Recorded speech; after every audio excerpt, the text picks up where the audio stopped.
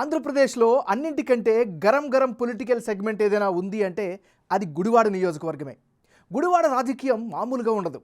తొడకొట్టడాలు, మీసం తిప్పడాలు, పంచ్ డైలాగులు ఒక్కటేమిటి అన్నీ ఇక్కడే కనిపిస్తాయి. కొడాలి నాని గుడివాడను కంచుకోటగా చేసుకున్నారు.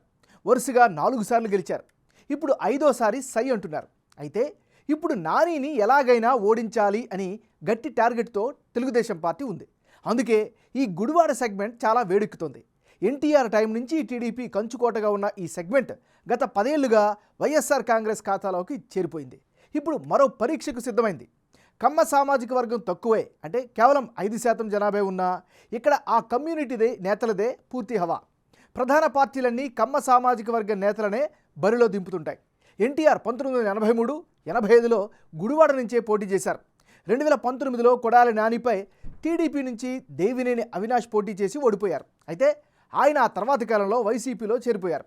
ఇప్పుడు దేవినేని అవినాష్కు విజయవాడ ఈస్ట్ నుంచి వైసీపీ టికెట్పై పోటీ చేసే అవకాశాలు కనిపిస్తున్నాయి. మరి ఎంతగా వేడెక్కుతున్న గుడివాడ ఓటర్ నాడి ఎలా ఉందో తెలుసుకునే ముందు 2019 అసెంబ్లీ ఫలితాలను ఓసారి చూద్దాం. 2019 ఎన్నికల్లో కొడాలి నాని వర్సెస్ దేవినేని అవినాష్ వీరిద్దరి మధ్య పోటీ జరిగింది. ఆ ఎన్నికల్లో అంటే 2019 అసెంబ్లీ ఎన్నికల్లో గుడివాడ నియోజకవర్గంలో వైసీపీ తరపున పోటీ చేసిన కొడాలి నాని గెలిచారు. ఆయనకు 53% ఓట్లు లభించాయి. అదే సమయంలో తెలుగుదేశం పార్టీ అభ్యర్థిగా పోటీ చేసిన దేవినేని అవినాష్కు 42% ఓట్లు రాగా ఇతరులకు 5% ఓట్లు దక్కాయి. గుడివాడ అంటే కొడాలి నాని అన్నంతగా మారిపోయింది. పార్టీ సెంట్రిక్ కాకుండా లీడర్ సెంట్రిక్గా ఇక్కడ పాలిటిక్స్ మారిపోయాయి. కొడాలి నాని చుట్టూనే గుడివాడ రాజకీయం తిరుగుతోంది. కొడాలి నాని ఏ పార్టీలో ఉంటే అక్కడ ఆయనదే గెలుపు అన్నట్లుగా సీన్ మారిపోయింది. వరుసగా 4 సార్లు గెలవడమే ఇందుకు ప్రధాన కారణం.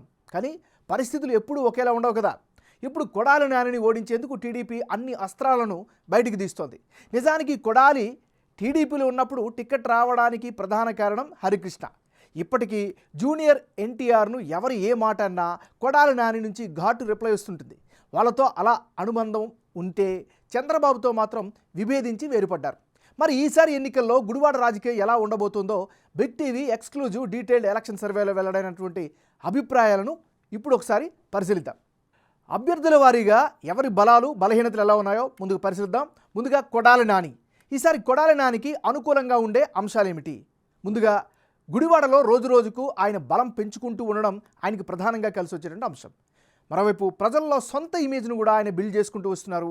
ఈ 2 పాయింట్స్ దీనికి ప్రధానంగా కలిసి వచ్చేటటువంటి అంశాలు. మరి కొడాలి నానికి ఈసారి మైనస్ అయ్యే పాయింట్స్ ఏమైనా ఉన్నాయా? ఒకసారి చూస్తే 4 సార్లు గెలవడంతో తీవ్రమవుతుంది ప్రజా వ్యతిరేకత. ఇది ప్రధానమైనటువంటి మైనస్గా చెప్పుకోవచ్చు. ఇక విపక్ష నేతలపై ఆయన మాట్లాడే భాష చాలామంది అభ్యంతరం వ్యక్తం చేస్తున్నారు. ఇది కూడా నెగిటివ్ అయ్యే అవకాశం ఉంది. ఇక నోటి నుంచి తరచూ అన్పార్లమెంటరీ పదాలు వాడడం, ఇది ముఖ్యంగా న్యూట్రల్ ఓటర్లపైన ఎక్కువగా ప్రభావం చూపే అవకాశాలు కనిపిస్తున్నాయి. ఇక గుడివాడ టౌన్ సమీపంలో భూ కబ్జా ఆరోపణలు కూడా వెల్లువెత్తుతున్నాయి. ఇది కూడా మైనస్ అయ్యే అవకాశం ఉంది. ఇక సొంత ఫంక్షన్ హాల్ను క్యాసినోకి రెంట్కి ఇచ్చారన్నటువంటి ఆరోపణలు కూడా ఈయనపైన ఆ మధ్యన వెల్లువెత్తాయి. సో ఇవి ఈయనకి సంబంధించినంత వరకు ఉండే ప్లస్లు మైనస్లు. తెలుగుదేశం పార్టీ నాయకుడు వెనిగండ్ల రాము. మరి వెనిగండ్ల రాముకి ఈసారి కలిసి వచ్చే అంశాలు ఏమిటి? గుడివాడలో సామాజిక కార్యక్రమాలు చేస్తూ ఉన్నారు, ప్రజల మధ్యలో ఉన్నారు. ఇది ఆయనకి కలిసి వచ్చేటువంటి ప్రధానమైన అంశం. ఇక మెడికల్ క్యాంపులు, జాబు మేళాలు కూడా నిర్వహించడం వల్ల యూత్కి కనెక్టివ్లో ఉన్నారు. ఇక గ్రౌండ్లో యాక్టివ్గా ప్రచారాల కార్యక్రమాలను ముమ్మరం చేస్తున్నారు. ఇది కూడా ఆయనకి కలిసి వచ్చే అంశం. ఇక అన్న క్యాంటీన్ ద్వారా అన్నార్థులకు ఆహారం అందిస్తున్నారు. మరోవైపు నానికి టఫ్ ఫైట్ ఇచ్చే కెపాసిటీ రాము సొంతం అంటూ ఒక అభిప్రాయాన్ని అయితే బిల్డ్ చేసుకున్నారు. ఇది వెనిగండ్ల రాముకు ఉండేటటువంటి ప్లస్ పాయింట్స్. మరి మైనస్ పాయింట్స్ ఏంటో ఒకసారి పరిశీలిద్దాం. వాటర్ మైండ్ సెట్ ఎంతవరకు మార్చగలుగుతారు అనేటటువంటి అనుమానం అయితే నియోజకవర్గంలో కొనసాగుతుంది. ఇది ఈయనకి సంబంధించినంత వరకు ఉండే ప్లస్లు మైనస్లు. గుడివాడ నియోజకవర్గంలో కులాల వారీగా ఉండేటటువంటి ఈక్వేషన్స్ని ఒకసారి పరిశీలిద్దాం. ఈ నియోజకవర్గంలో ఎస్సీ అంటే మాల సామాజిక వర్గం 17% ఉంటే ఎస్సీ మాదిగ సామాజిక వర్గం 12% మంది ఉన్నారు. కాపులు 14%, యాదవులు 12%, రెడ్డి సామాజిక వర్గం 9% ఓటర్లు ఉంటే ముస్లింలు 8%, కమ్మ సామాజిక వర్గం 5%. అంటే గుడివాడ నియోజకవర్గంలో ఎస్సీల జనాభా అధికం.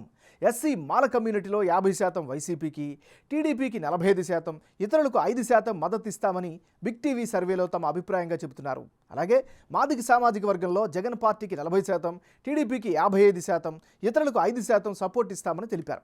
కీలకమైన కాపు సామాజిక వర్గంలో 45% మంది వైసీపీకి, టీడీపీ జనసేన ఉమ్మడి అభ్యర్థికి 45%, ఇతరులకు 10% సపోర్ట్ ఇస్తామని సర్వేలో తెలిపారు. ఇక కాపు నేస్తం స్కీమ్ సహా డిప్యూటీ సీఎం పదవి, ఎమ్మెల్సీ ఇవ్వడంతో కాపుల్లో కొందరు వైసీపీ వైపు చూస్తున్నారు. అదే సమయంలో కాపు సామాజిక వర్గ నేత పవన్ కళ్యాణ్ తెలుగుదేశం పార్టీతో పొత్తులో ఉండడంతో ఆ ఎఫెక్ట్తో అటువైపు కూడా కొందరు చూస్తున్నారు. ఇక యాదవ సామాజిక వర్గానికి విషయంకి వస్తే 40% మంది వైసీపీకి, 50% మంది టీడీపీకి, 10% ఇతరులకు సపోర్ట్గా ఉంటామని చెబుతున్నారు. అటు రెడ్డి కమ్యూనిటీలో కూడా 60% వైసీపీకి, 35% తెలుగుదేశానికి, 5% ఇతరులకు మద్దతు ఇస్తామని చెబుతున్నారు. ముస్లింలలో 50% జగన్ పార్టీకి ఇస్తే 40% చంద్రబాబుకు జయకొడుతున్నారు. ఇక 10% ఇతరులకు సపోర్ట్ ఇస్తామని బిగ్ టీవీ సర్వేలో తమ అభిప్రాయంగా చెప్పారు. అటు కమ్మ సామాజిక వర్గంలో 35% వైసీపీకి, 60% తెలుగుదేశానికి, 5% ఇతరులకు సపోర్టుగా ఉంటామని వారి యొక్క అభిప్రాయాన్ని సర్వేలో వెలుబుచ్చారు. ఇక వచ్చే ఎన్నికల్లో గుడివాడలో ఎవరెవరు పోటీలు ఉంటే ఫలితాలు ఏ విధంగా వచ్చే అవకాశం ఉందో ఒకసారి పరిశీలిద్దాం. కొడాలి నాని వర్సెస్ వెనిగండ్ల రాము, వీళ్ళిద్దరి మధ్య కనుక పోటీ జరిగితే ఆ పరిస్థితుల్లో వైఎస్ఆర్ కాంగ్రెస్ పార్టీకి 49% ఓటు షేర్ వచ్చే అవకాశాలు కనిపిస్తున్నాయి. తెలుగుదేశం పార్టీకి 46% ఓట్లు వచ్చే ఛాన్సెస్ కనిపిస్తున్నాయి. ఇతరులకు 5% ఓట్లు సంపాదించుకునే అవకాశం ఉంది. అంటే బిగ్ టీవీ సర్వే ప్రకారం గుడివాడలో ఈసారి టఫ్ ఫైట్ ఉండడం ఖాయంగా కనిపిస్తోంది. వైసీపీ తరపున బరిలో ఉండే కొడాలి నాని 49% ఓట్లు దక్కించుకునే అవకాశం ఉందని సర్వేలో తేలింది. అదే సమయంలో టీడీపీ అభ్యర్థి వెనిగండ్ల రాముకి 46% ఓట్లు రాబడతారని సర్వేలో తమ అభిప్రాయంగా జనం చెప్పారు. ఇతరులకు 5% ఓట్లు దక్కనున్నాయి.